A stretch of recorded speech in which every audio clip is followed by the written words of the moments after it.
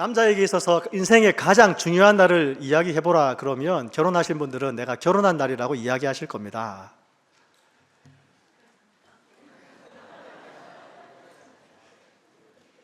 저는 결혼할 때가 제일 기뻤습니다. 부모를 떠나서 남자와 여자가 한 몸을 이루고 또 가정을 시작하고 또 생명을 시작할 수 있는 그 날이 바로 결혼식 날이죠. 결혼하신 분들은 결혼한 날이 내 인생 최고의 행복한 날이라고 고백하시는 줄 믿습니다. 이렇게 얘기해야 되는 저를 이해해 주시기 바랍니다. 담임 목사님 이번 주 이제 출타 중이신데 휴가 중이신데요. 올해가 25주년 결혼 기념 25주년이어서 휴가 가셨죠. 잘 돌아오실 수 있도록 기도해 주시면 감사하겠고요. 저도 올해가 25주년입니다. 아직 되진 않았는데 이제 조금 있으면 이제 25주년 되게 됩니다. 저 결혼할 때 그 지역마다 결혼식에 꼭 준비해야 되는 음식이 있습니다. 저는 이제 태어나 자란 곳은 부산인데 경상도에서는 어떤 음식을 준비하나요? 바다가 가까운 곳은 부산은 문어를 준비합니다. 또 돈베기를 준비하기도 하고 수육을 꼭 준비하기도 하죠. 전라도에서는 어떤 음식을 준비하시나요? 홍어를 반드시 준비하시죠. 그래서 혼인잔치에 홍어가 없거나 전라도에서 경상도에서 문어가 없으면 잔치를 잘못 준비한 겁니다. 다른 지역도 물론 그런 음식들이 있겠죠. 이스라엘에도 혼인잔치를 준비하면 음식도 준비하지만 포도주를 반드시 준비해 두어야 됩니다. 그래서 손님들에게 포도주를 주고 잔치를 즐길 수 있도록 해 주어야 되는 것이죠. 혼인잔치를 보통 신랑이 준비를 합니다. 신랑이 신부의 집에 가서 신부를 자기 집으로 데리고 와서 신랑 집에서 한 일주일 정도 혼인잔치를 하게 되는데요.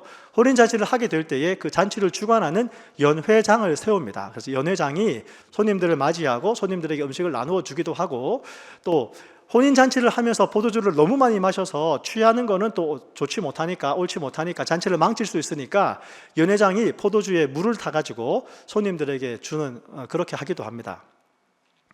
그런데 오늘 본문에 보이듯이 혼인잔치에 포도주가 떨어져 갑니다. 갈릴리 가나 혼인잔치에 예수의 어머니도 계셨고 예수님과 그의 제자들도 초청을 받았다라고 이야기해 주고 있습니다.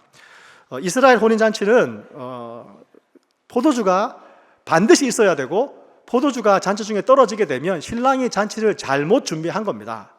그리고 신랑 신부가 새로운 인생의 출발점에서 아주 좋지 못한 징조라고 생각할 수도 있습니다. 그리고 심하면 신부의 집에서 신랑의 집에 법적인 고소를 할 수도 있는 상황입니다. 아주 큰 수치가 되는 것이죠. 그래서 연회장이 있고 연회장이 잔치의 진행을 관리하게 되는데 그들에게 포도주가 떨어지고 있다는 것을 마리아가 예수님께 알려줍니다. 저들에게 포도주가 없다. 그러자 예수님의 대답이 마리아의 예상과는 좀 달랐을 것입니다. 마리아가 왜 예수님께 포도주가 없다는 얘기를 했을까요? 예수님께 그 이야기를 드리면 뭔가 예수님이 포도주가 없는 그 문제를 해결해 주실 것을 기대하고 예수님께 포도주가 없다는 것을 말씀을 드렸을 겁니다. 근데 예수님의 대답이 어떠했습니까? 여자여 나와 무슨 상관이 있나이까? 내 때가 아직 이르지 아니하였습니다라고 대답해 주셨죠. 이 대답을 들은 마리아가 어떤 생각을 했을까요? 원래 사람을 부르는 호칭은 그 사람과 사람 간의 관계를 이야기합니다. 제가 제 아내에게 여자여라고 부르지 않고 평소에 와이프라고 부르겠죠. 저는 제 아내에게 아내라고 여보라고 부르거나 그러는데 저는 결혼 초기에 제 아내가 저를 목사님이라고 부를 때가 있었어요. 그래서 집에서 저를 목사님이라고 부르면 제가 와이프한테 내가 남편이지 목사님이냐고 집에까지 그렇게 얘기한 적이 있었습니다. 근데 저는 이제 목사님 가정에서 전 자라지 않았고 제 아내는 목사님 가정에서 자라가지고 아버지가 목사님이시거든요. 그러니까 집에서 남편한테도 목사님이라고 부르더라고요. 결혼 초기에. 지금도 가끔 목사님이라고 부르는데 호칭은 그 사람과 그 사람과의 관계를 이야기하죠. 근데 예수님께서 예수님의 어머니에게 여자여라고 불렀습니다. 근데 여자여라는 단어는 지금의 우리말로는 그냥 레이디나 맴 같은 얘기입니다. 아주 디어 레이디 같이 존칭으로 부르는 건데 예수님께서 그 예수님의 어머니를 그렇게 부른 이유가 있었겠죠. 관계를 이야기하는 거니까. 근데 예수님의 어머니도 예수님께서 자기를 여자여라고 불렀을 때 지금 예수님과 예수님의 어머니와의 관계가 어떤 관계라는 것을 생각할 수 있었을 거예요. 그래서 마리아가 어떻게 합니까? 마리아가 하인들을 부릅니다. 그리고 하인들에게 예수님께서 뭐라고 말씀하시든지 간에 말씀하신 대로 하라라고 이야기를 해주죠. 근데 이제 우리가 동네 잔치, 혼인 잔치를 좀 생각해 보면 좋겠습니다. 잔치가 벌어지고 많은 사람들이 오게 됩니다. 그러면 보통 어떻게 합니까? 마을에 동네 아주머니들이 그 잔치를 돕기 위해서 모이시죠. 그리고 사도 요한이 하인들이라고 기록할 때에 이 하인들에 기록된 이 헬라어는 우리가 흔히 종이라는 단어에서 알고 있는 둘로스라는 단어가 아니고 디아코노스라는 섬기는 자라는 뜻을 가지고 있습니다. 교회에서 집사님들을 부를 때 디아코노스라고 부르고 있고, 교회에서 섬기는 사람들을 디아코노스라고 하는데, 지금 이 마리아가 잔치에 섬기는 사람들을 불러서 예수님께서 당신들에게 무슨 말씀을 하시든지 간에 그대로 하라라고 이야기해 주고 있는 것이죠. 사실 마리아가 하인들을 불러서 예수님의 말씀대로 하라라고 하는 것은 사실 마리아의 믿음의 고백이었을 것입니다. 지금 잔치가 진행되고 있는 중에 포도주가 떨어지고 있고, 포도주가 없어지면 되면, 동나게 되면 신랑이 큰 공경을 당하게 될 것이라는 상황 앞에서 예수님이 문제를 해결할 수 있고, 예수님께서 하라고 하는 대로 행하기만 하면 문제가 해결될 것이라고 하는 것은 마리아의 예수님에 대한 믿음이죠. 그 믿음이 없다면 마리아가 섬기는 사람들, 잔치를 돕고 있는 사람들을 불러서 예수님께서 하라는 대로 하라라고 이야기할 수 없었을 겁니다. 만약에 예수님께서 하라고 한 대로 했는데 문제가 해결되지 않으면 어떻게 되겠습니까? 모든 책임이 다 자기한테 있는 거죠. 당장 지금 하인들을 밖에 보내어서 포도주를 구해오라고 해도 시원찮을 판에 지금 예수님께서 뭐라고 하시든지 간에 예수님 말씀에 순종하라라고 지금 마리아는 이야기해주고 있는 것이죠. 사실 여러분, 어떤 대로 하라라고 얘기하는 것에는 믿음이 담겨 있습니다. 우리 교회에서 올해 성경대로 행하여 칭찬받는 임마누엘 가정교회가 되자고 얘기하는 것은 교회의 믿음이 담겨 있는 거예요. 올해 우리 교회 표어가 뭐라고요? 성경대로 행하여 칭찬받는 임마누엘 가정교회가 되자는 것이 우리 교회 표어죠. 여기에 우리 교회의 믿음이 담겨 있는 겁니다. 어떤 믿음이 담겨 있는 겁니까? 성경대로 행하면 칭찬받는다는 믿음이 있는 것이죠. 성경대로 행하면 가정교회가 하나님께 칭찬받고 하나님께 영광을 돌려드린다는 믿음이 담겨 있는 것이죠. 성경대로 행하면 이 가정교회가, 우리 임마누엘 장로교회가 지역사회에서 세상 사람들에게 칭찬받는다는 것을 우리가 믿음으로 고백하고 있는 것이죠. 이 믿음이 우리 모두에게 있게 되기를 주님의 이름으로 축원합니다. 이거 믿으시나요? 성경대로 행하면 칭찬받을 줄 믿으시나요? 믿으시면 아멘. 부흥사같이 하고 싶진 않지만,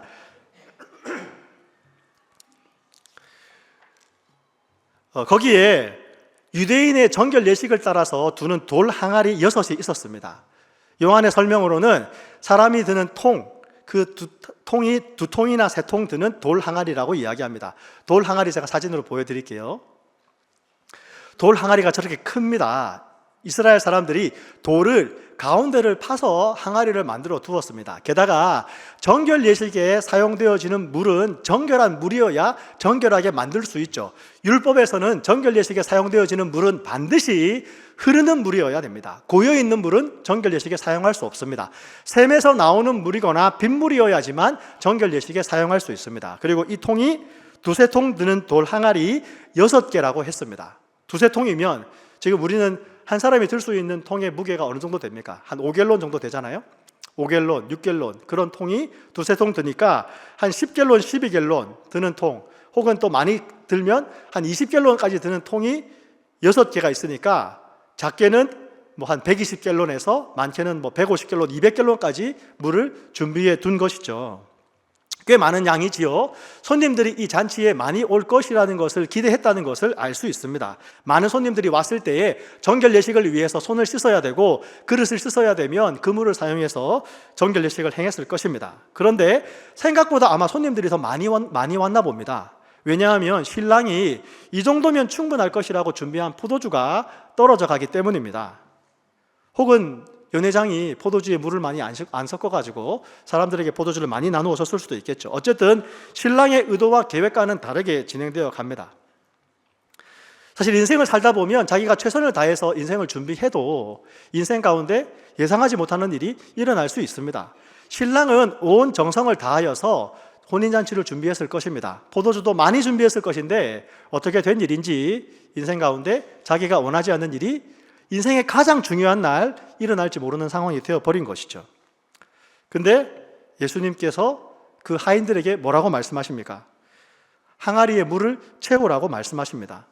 하인들이 아귀까지 채웁니다. 그러고 나니 예수님께서 이제는 떠서 연회장에게 갖다 주라고 말씀하십니다. 요한은 하인들이 항아리에 물을 채우고 그 물을 연회장에게 갖다 주는 것을 자세히 설명해 주지 않습니다. 왜냐하면 요한이 요한복음을 쓸 때에 독자들은 요한복음을 읽을 때에 그 일이 어떻게 진행될 것인지를 너무나 잘 이해할 수 있기 때문입니다. 그러나 오늘의 우리는 어떻습니까? 하인들이 어떻게 물을 떠왔을지, 하인들이 어떤 마음으로 물을 떠왔을지 여러분 상상이 잘 되시나요?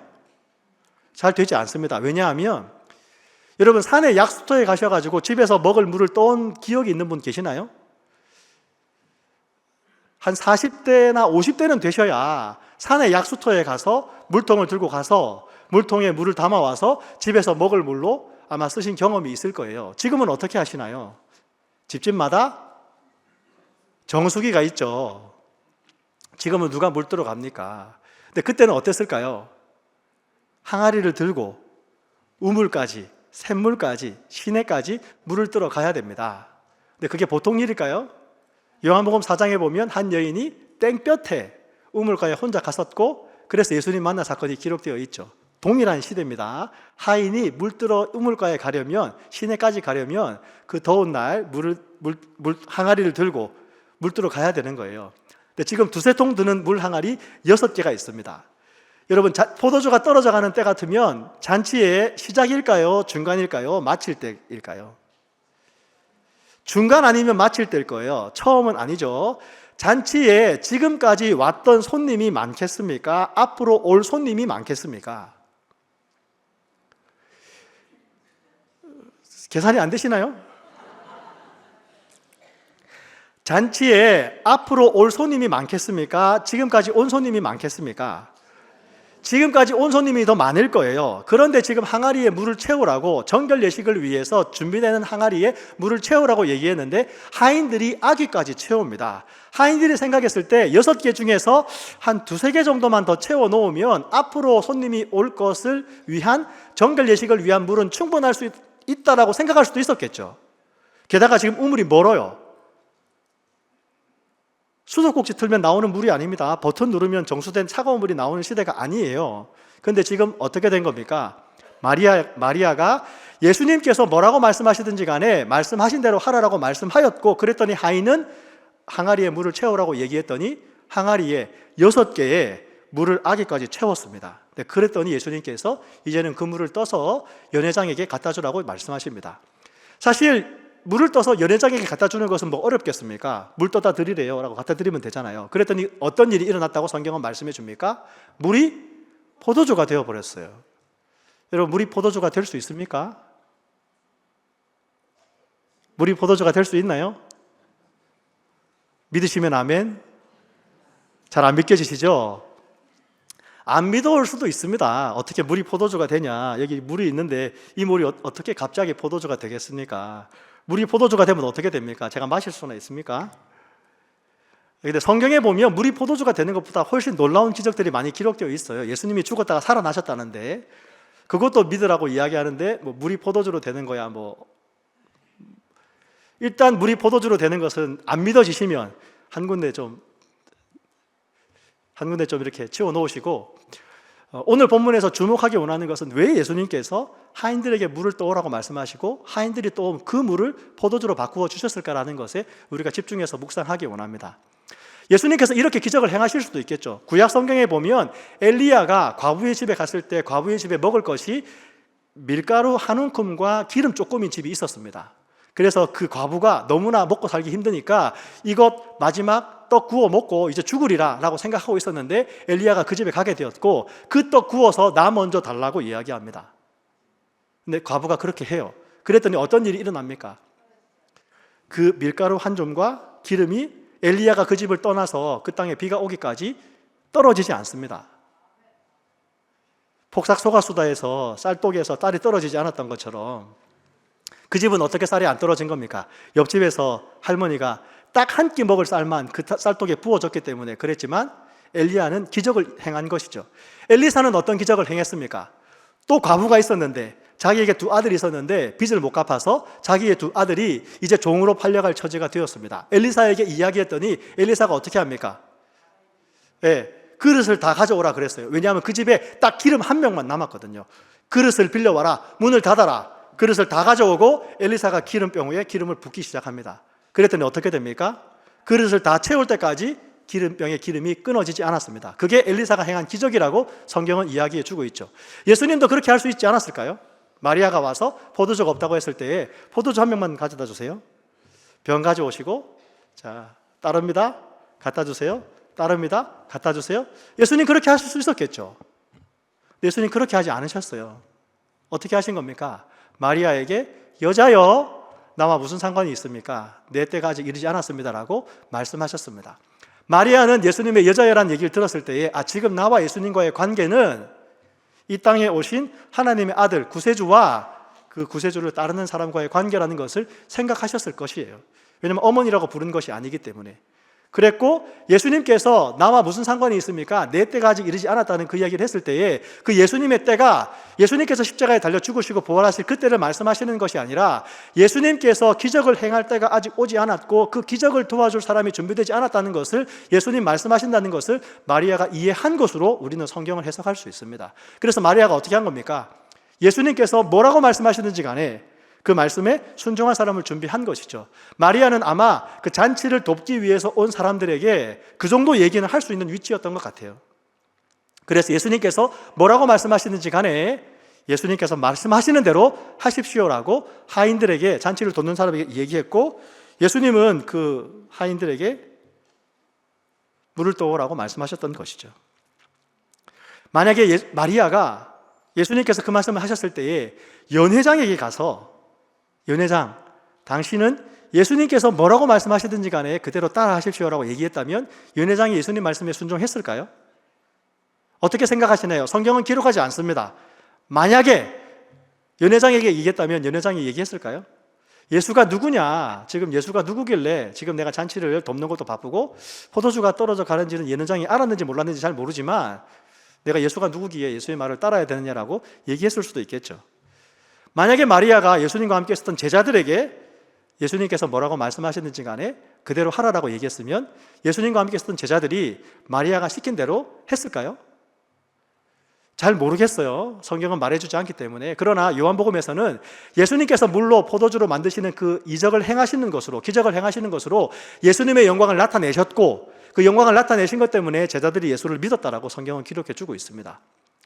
마리아는 누구를 준비한 겁니까? 예수님께서 말씀하시면 그대로 순종할 사람이 누구라는 것을 알고 있었고, 그래서 하인들에게 예수님께서 뭐라고 말씀하셨는지 간에 그대로 하라라고 얘기했던 것이죠.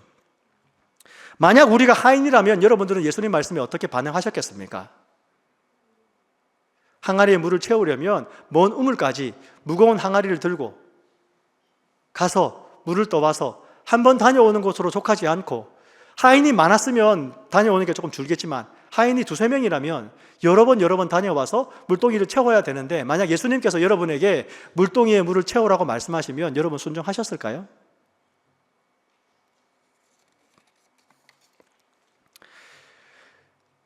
예수님은 하인들이 순종할 사람이라는 걸 알고 계셨고 하인들에게 말씀하셨습니다. 그리고 하인들은 순종하는 것으로 그 순종의 결과를 예수님께서는 기적으로 만들어 주신 것이죠.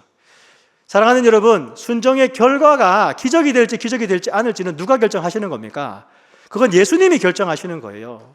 예수님께서 영광을 나타내시겠다고 하셨을 때에, 예수님의 능력을 보여주시고자 하실 때에 그 기적은 이루어집니다. 그러나 예수님께서 오늘 요한복음 2장에서 하신 말씀을 통해서 예수님을 이해해 보면, 때때로 예수님은 내 때가 아직 이르지 아니하였다라고, 지금은 내가 기적을 행할 때가 아니다라고, 이 일은 나와는 상관이 없는 일이다라고 말씀하실 수도 있다는 것을 성경이 말씀해 주고 있는 것이죠. 하인들이 한 것은 물을 떠온 것뿐입니다. 하인들은 물을 떠왔을 뿐이지만 그 물 떠오는 순종 가운데에서 예수님의 능력을 보게 되었습니다. 평범한 순종도 예수님은 기적으로 바꾸어 주실 수 있는 것이죠. 여러분, 믿음이 있어야 순종한다라고 얘기하시는데요, 하인들이 예수님에 대한 믿음이 있었을까요? 하인들이 예수님을 알았습니까? 예수님이 누군지? 하인들이 예수님을 알았을까요? 몰랐을까요? 그들의 마음 가운데에 예수님에 대한 믿음이 있었을까요? 없었을까요?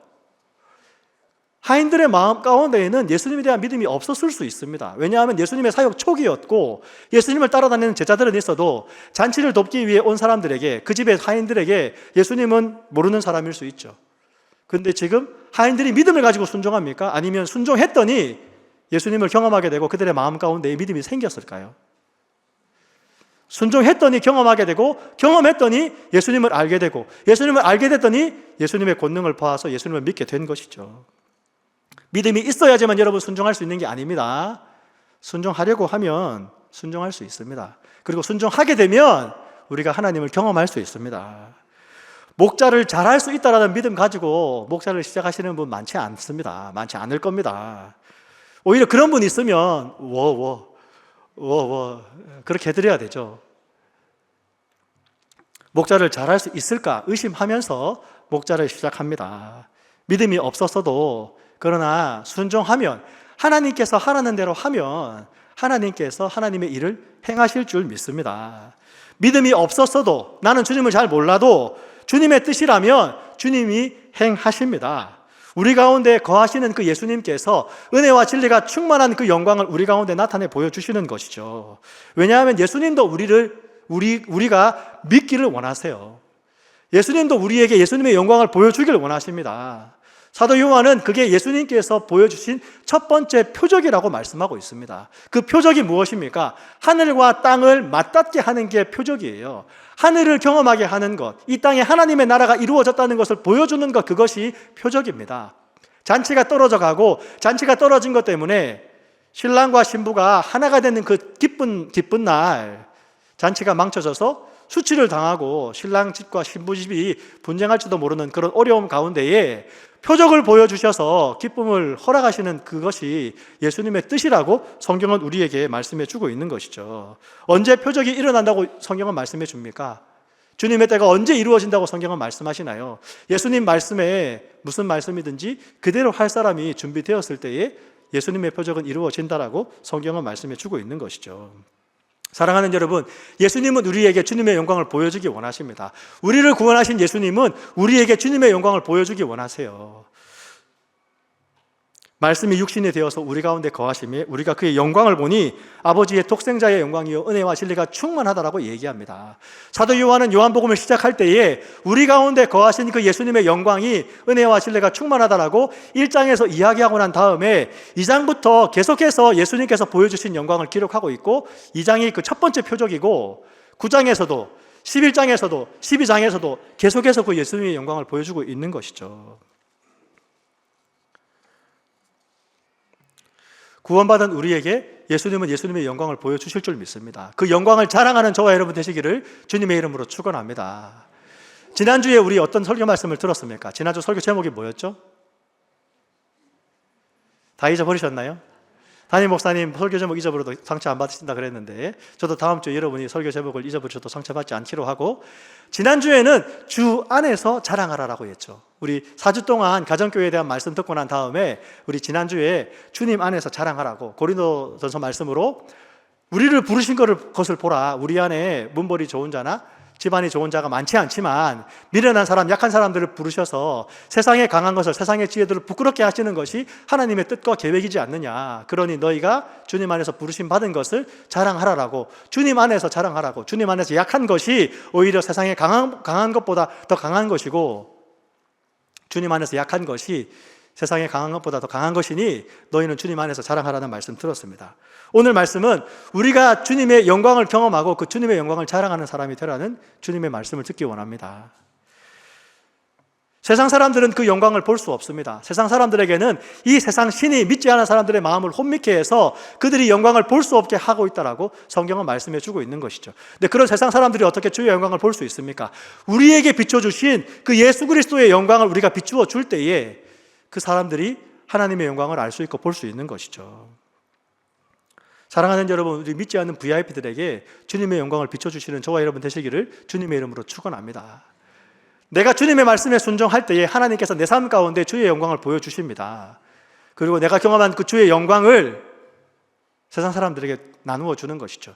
물이 포도주로 바뀌는 것은 변화죠. 그 변화를 예수님께서 할 수 있다라고 성경은 말씀해 주고 있습니다. 율법을 지키기 위해서 정결 예식을 행하기 위해서 준비해 놓은 그 물이 예수님의 능력이 임하면, 예수님의 영광이 임하면 포도주를 통하여서 혼인잔치를 즐겁게 하시는 그 하나님의 온전하심이라는 것을 성경이 말씀해 주고 있는 것이죠. 사랑하는 여러분, 사람이 바뀌나요? 사람이 바뀝니까? 결혼하고 보니까 남편이 바뀌던가요? 결혼하고 보니까 아내가 바뀌던가요? 예수 믿고 난 다음에 여러분 바뀌셨습니까? 왜 답을 안 하시나요? 사람이 변하나요? 사람이 변합니까? 네, 사람 변하죠. 어떻게 바뀝니까? 내가 예수님 몰랐는데 예수님 알게 되어서, 이전에는 내가 이기적으로 살았는데, 나밖에 몰랐는데 예수님 알고 보니까, 예수님 믿게 되니까 예수님의 섬김을 알게 되고, 예수님의 그 섬김 때문에 내가 구원받았다는 것을 내가 경험하고 나니까 내가 예수님처럼 섬겨봐야 되겠구나, 내가 예수님을 닮아야 되겠구나라고 해서, 이전에는 나만 알던 사람이 다른 사람 섬기게 되고, 이전에는 절대 손해 안 보던 사람이 다른 사람 위해서 손해를 보기도 하고, 억울한 일 당해도 그냥 억울한 일 당하고, 그렇게 바뀌어 가는 것이 변화되어지는 것이죠. 근데 사람이 변화되는 것이 쉬운 일이 아니죠. 물이 포도주로 바뀌는 게 어려운 것보다 어쩌면 사람이 바뀌는 게 더 어려울 수 있습니다. 근데 예수님 믿으면 그렇게 사람이 변하게 될 줄 믿습니다. 어떻게 알 수 있습니까? VIP가 교회에 오게 되고, 미국에 올 때는 예수님 모르는 사람이었는데 아내가 교회 열심히니까 아내 그냥 라이드 해주려고 교회 주차장까지 왔다가 교회에 와서 식당에서 밥 한번 먹어보고, 또 우리 교회 밥이 맛있잖아요. 계속 밥 먹다가 예배당에 와서 예배도 드려보고, 예배당에서 나오는 사람들 얼굴 표정이 너무 밝고 너무나 은혜가 있으니까 나도 예배 드려봐야 되겠구나 하고 예배 드려보고, 예배 드리다 보니까 말씀이 들리고, 말씀이 들리니까 예수님 믿고 세례받고, 세례받았더니 너무 하나님의 은혜가 너무 놀랍고 감사하니까 헌신하기 위해서 목자로 헌신하고, 목자로 헌신했더니 우리 교회 장로가 돼버렸어요. 실제 있었던 일입니다, 여러분. 우리 교회 장로님 중에 몇 분이 그런 분들이세요. 우리 교회에서 세례받고 목자 되고 장로 되고, 그게 바로 사람의 변화지 않습니까?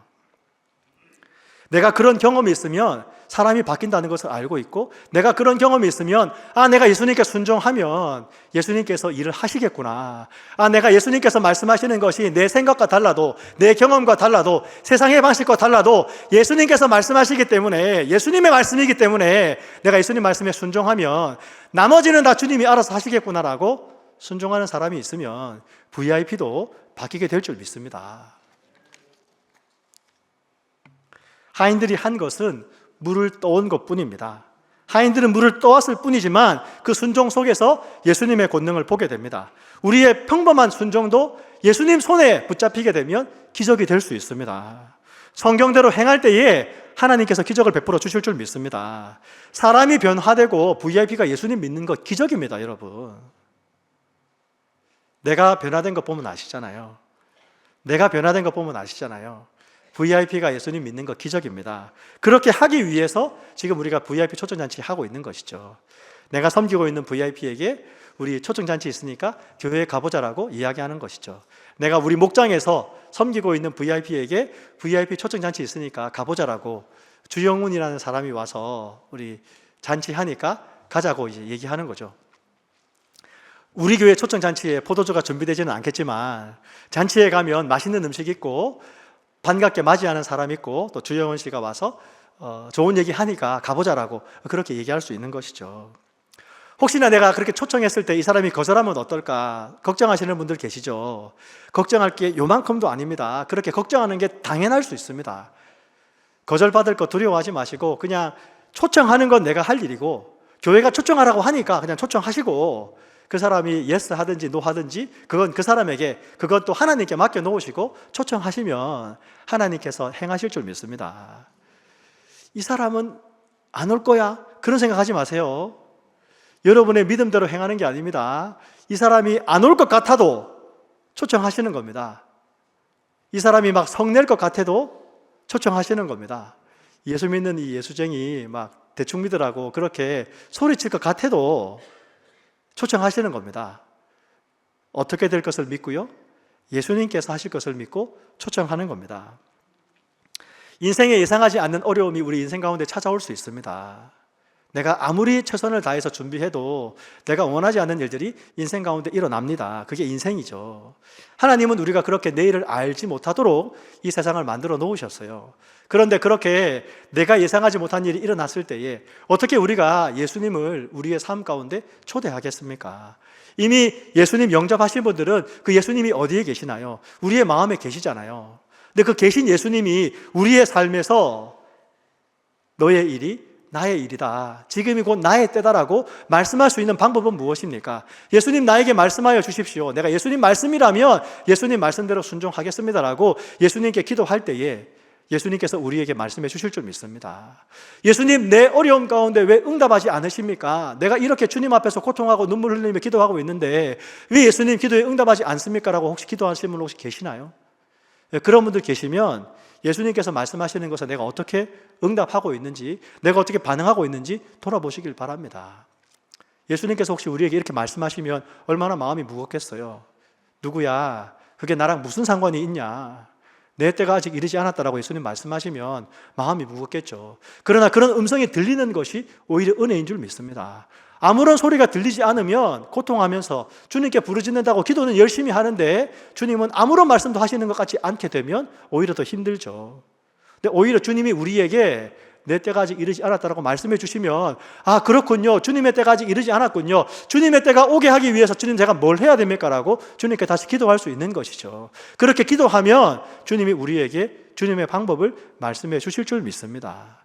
그리고 주님이 말씀하셨기 때문에 주님께서 말씀하시는 그 말씀이 내 생각과 조금 달라도, 내가 조금 더 수고스러워도, 내가 지금까지 해오지 않았던 일이라 하더라도, 세상 사람들은 절대 그렇게 하지 않을 만한 일을 주님께서 나에게 말씀하셨어도 내가 주님, 그것이 주님의 말씀이군요, 주님 말씀에 순종하겠습니다라고 순종하면 예수님께서 예수님의 능력을 행하실 줄 믿습니다. 그것이 예수님의 권능이요 예수님의 영광인 줄 믿습니다. 그 영광을 자랑할 수 있는 저와 여러분 되시기를 주님의 이름으로 축원합니다.